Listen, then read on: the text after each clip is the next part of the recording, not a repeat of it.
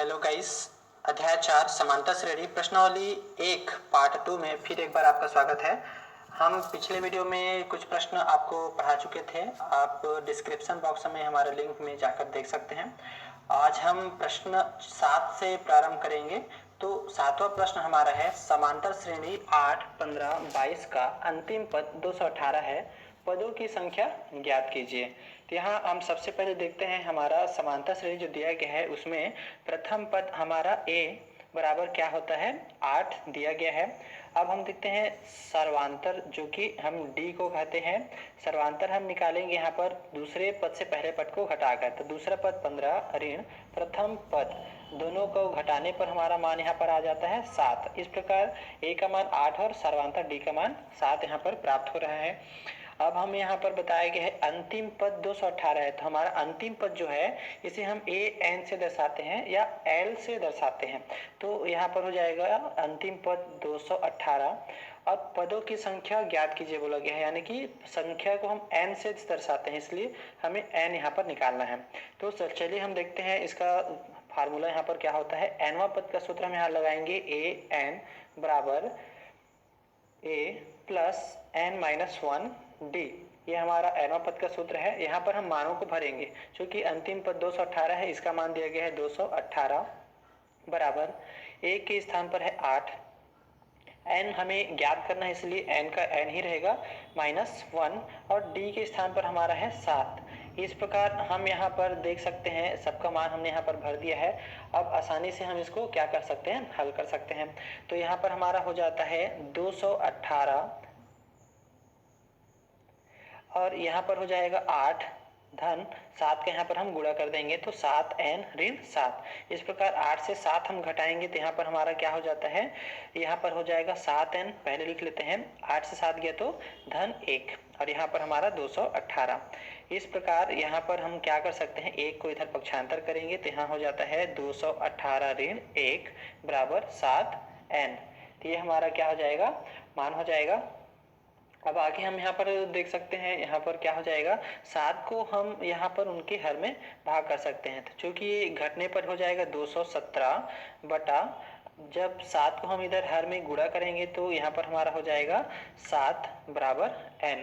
हम यहाँ पर इनको भाग कर देते हैं। भाग करने से हमारा मान यहाँ पर प्राप्त हो जाएगा 7 या 21 और 7 एकम 7। इस प्रकार n का हमारा यहाँ पर मान निकल गया।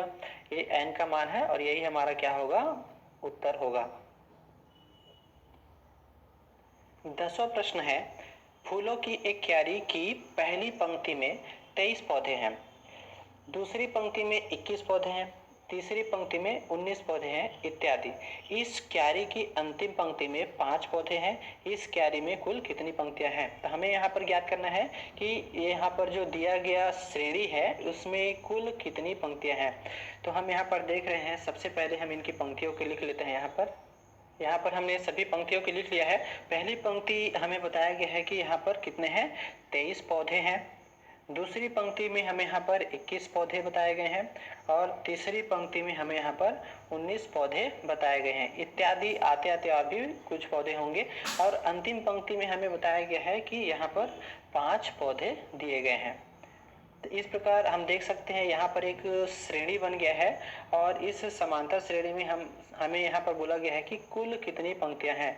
तो यहाँ पर 23, 21, 19 यानी कि कम होते जा रही है। इस प्रकार आगे लास्ट में हमारा 5 पौधे दिए गए हैं।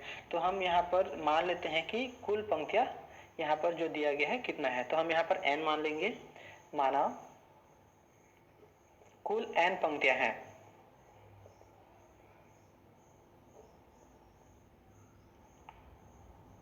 पौधों की पंक्तियां समांतर श्रेणी में है, अतः हम यहाँ पर सबसे पहला हमारा जो पंक्ति है इसे हम प्रथम पद मानते हैं, इसलिए a बराबर यहाँ पर क्या हो जाएगा 23।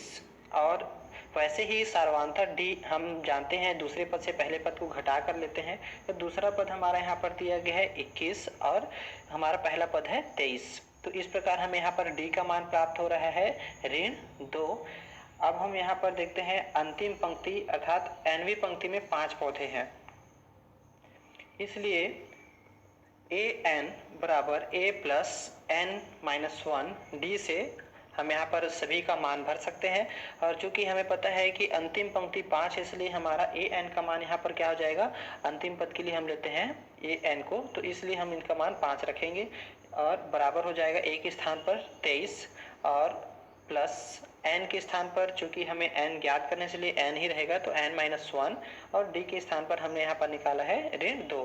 इस प्रकार जब हम इसको हल करते हैं तो हमें यहाँ पर क्या प्राप्त हो जाता है, 23 धन ऋण 2 का यहाँ पर 2 एन से गुणा करेंगे तो हमारा यहाँ पर आ जाएगा प्लस के बदले ऋण 2n और यहाँ पर माइनस और माइनस प्लस, इसलिए प्लस 2।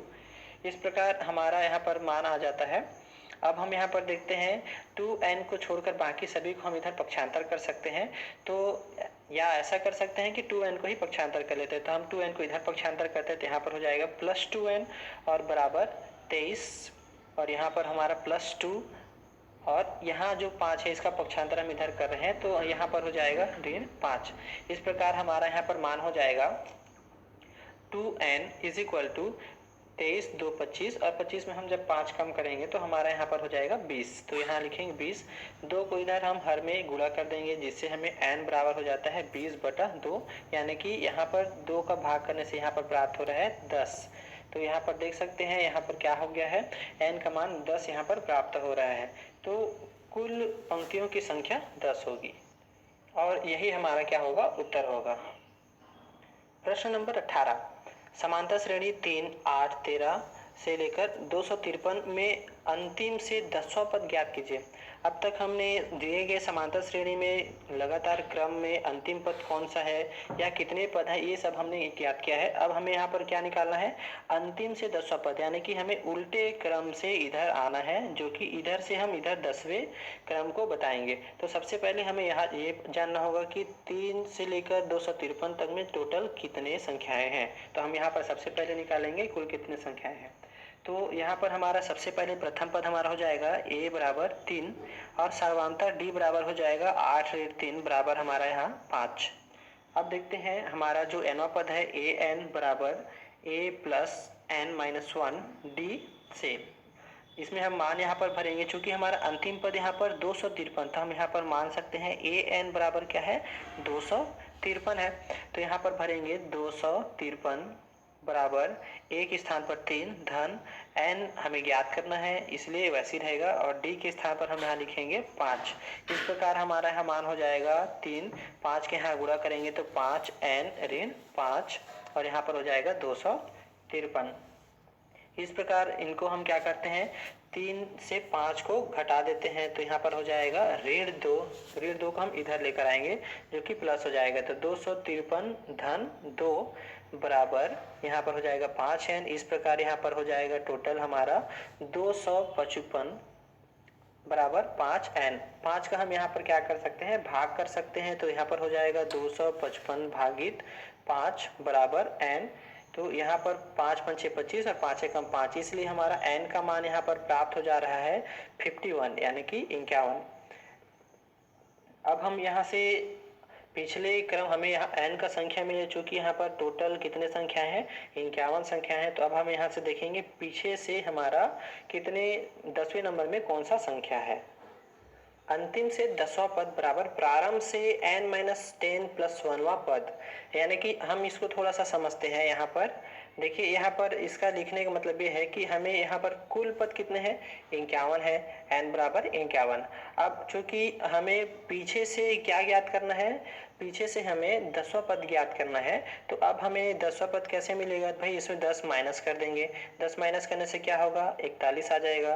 तो 41 आने से हमारा 41वां पद तो ज्ञात नहीं करना है, चूंकि ये 11वां पद हो जाता है, इसलिए हम यहाँ पर क्या करेंगे, शुरू से अगर देखा जाए तो इसमें हम एक और प्लस कर देंगे। तो देखिए हम यहाँ पर कर रहे हैं n के स्थान पर हमने यहाँ 51 के स्थान पर n लिखे हैं, चूंकि 10वां पद हमें पीछे से ज्ञात करना है इसलिए 10 कम कर दिए, तो यहाँ पर हमें 10 पद कम हो गए, क्योंकि 10 पद कम करने से 41 हो रहे हैं, जो कि हमें 41वां नहीं है, तो हमें 42वां निकालना है यहाँ पर। तो 42वां निकालेंगे तब हमारा 51 से क्रमानुसार हमारा 10वां पद होगा, तो इसलिए हम एक यहाँ पर क्या कर देंगे, प्लस कर देंगे। तो इस प्रकार हमारा यहाँ पर 42वां पद निकलेगा। तो 42वां ही पीछे से क्या होगा, 10वां पद होगा। इस प्रकार यहाँ पर हमारा हो जाएगा n-9 9। तो यहाँ पर हमारा n-9 आएगा जो कि हमारा an-9वां पद है। अब हमें ज्ञात करना है an-9वां पद। तो हम यहाँ पर सूत्र लेंगे an-9 बराबर, इसका हमारा सूत्र हो जाता है a प्लस n के स्थान पर हम सभी जगह पर क्या रखेंगे, n-9 यहाँ पर भरते जाएंगे। तो यहाँ हो जाएगा n के स्थान पर n-9 और -1 और d। अब हम इनमें मान को भरेंगे जिससे हमारा मान आसानी से प्राप्त हो जाएगा।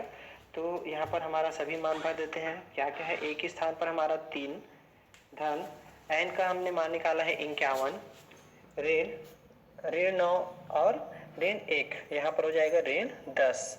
और यहाँ d के स्थान पर हमारा क्या मान है, यहाँ पर 5 यहाँ पर दिया गया है। तो d के स्थान पर हम यहाँ क्या करेंगे, 5 रखेंगे।